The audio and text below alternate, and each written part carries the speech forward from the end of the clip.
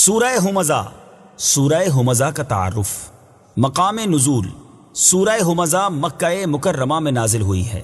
آیات، کلمات اور حروف کی تعداد، اس صورت میں 1 رکوع، 9 آیتیں، 30 کلمے اور 130 حروف ہیں۔ ہمزہ نام رکھنے کی وجہ، ہمزہ کا معنی ہے لوگوں کے منہ پر عیب نکالنے والا، اور اس صورت کی پہلی آیت میں یہ لفظ موجود ہے، اس مناسبت سے اسے سورہ ہمزہ کہتے ہیں۔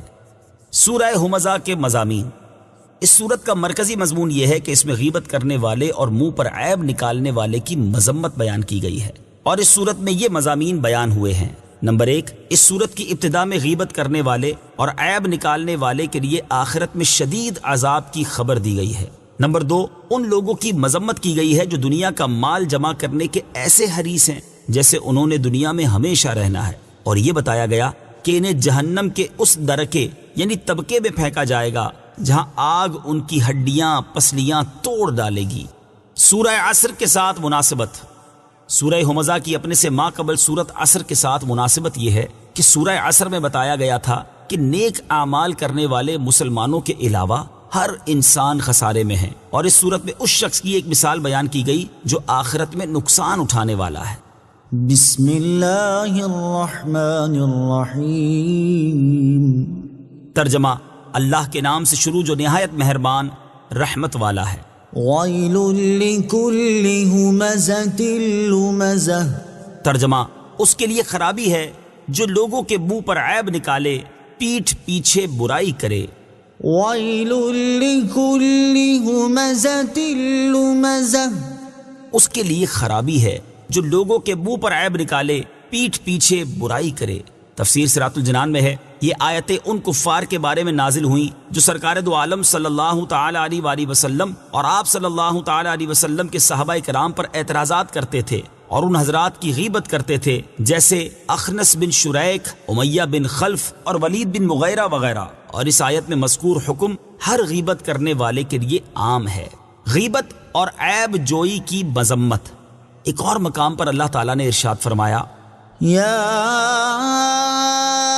ایہا الذین آمنوا اجتنبوا کثیرا من الظن ان بعض الظن اثم ولا تجسسوا ولا یغتب بعضکم بعضا أيحب أحدكم أن يأكل لحم أخيه ميتا فكرهتموه واتقوا الله إن الله تواب رحيم۔ ترجمہ، اے ایمان والو، بہت زیادہ گمان کرنے سے بچو، بے شک کوئی گمان گناہ ہو جاتا ہے، اور پوشیدہ باتوں کی جستجو نہ کرو اور ایک دوسرے کی غیبت نہ کرو۔ کیا تم میں کوئی پسند کرے گا کہ اپنے مرے ہوئے بھائی کا گوشت کھائے؟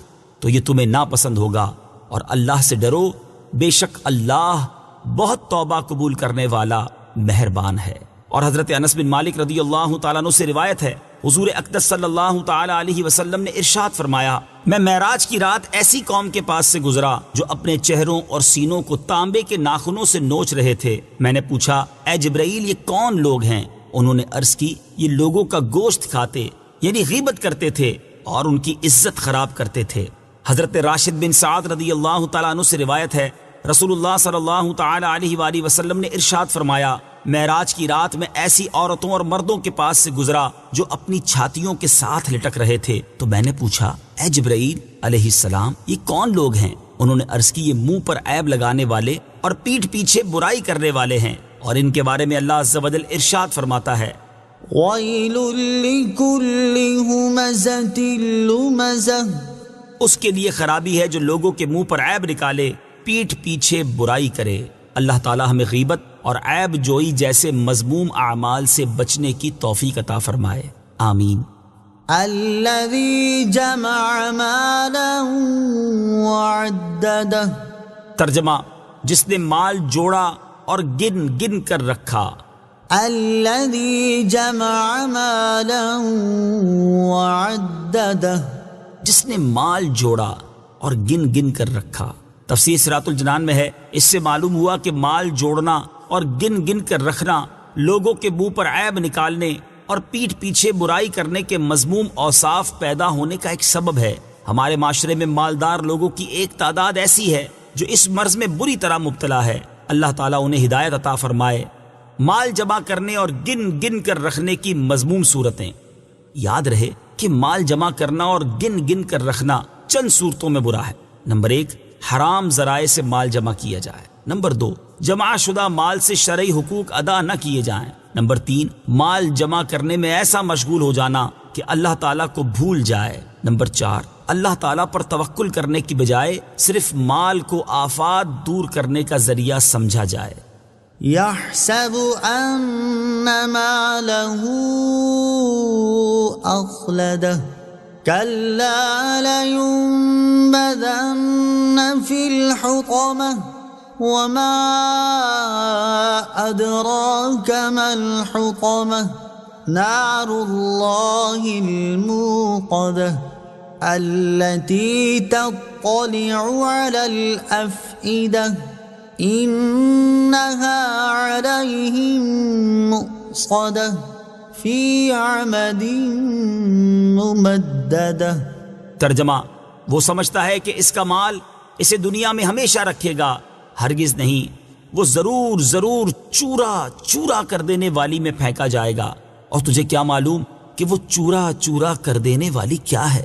وہ اللہ کی بھڑکائی ہوئی آگ ہے، وہ جو دلوں پر چڑھ جائے گی، بے شک وہ ان پر بند کر دی جائے گی لمبے لمبے ستونوں میں۔ يحسب أن ماله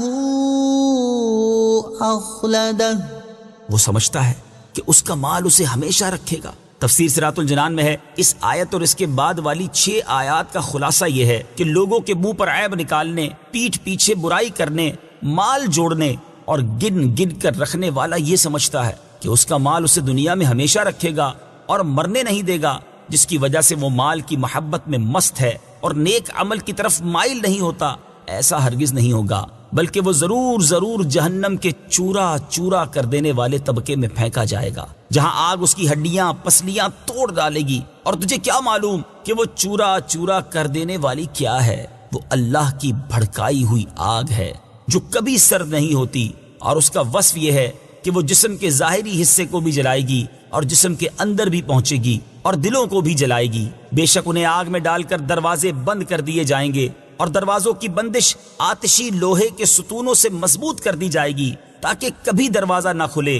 اور بعض مفسرین نے اس کے یہ معنی بیان کیے ہیں کہ دروازے بند کر کے آتشی ستونوں سے ان کے ہاتھ پاؤں باندھ دیے جائیں گے۔ جہنم کی آگ دوسری آگوں کی طرح نہیں۔ سورہ ہمزہ کی آیت نمبر 6 سے معلوم ہوا کہ جہنم کی آگ دوسری آگ کی طرح نہیں ہے۔ حضرت ابو ہریرہ رضی اللہ تعالی عنہ سے روایت ہے، رسول اللہ صلی اللہ تعالی علیہ وآلہ وسلم نے ارشاد فرمایا، جہنم کی آگ 1000 برس بھڑکائی گئی یہاں تک کہ وہ سرخ ہو گئی، پھر 1000 برس بھڑکائی گئی یہاں تک کہ وہ سفید ہو گئی، پھر 1000 برس بھڑکائی گئی حتیٰ کہ وہ سیاہ ہو گئی، تو اب وہ سیاہ اور اندھیری ہے۔ التي تطلع على الأفئدة، وہ جو دلوں پر چڑھ جائے گی۔ تفسیر صراط الجنان میں ہے، دل ایسی چیز ہیں جن میں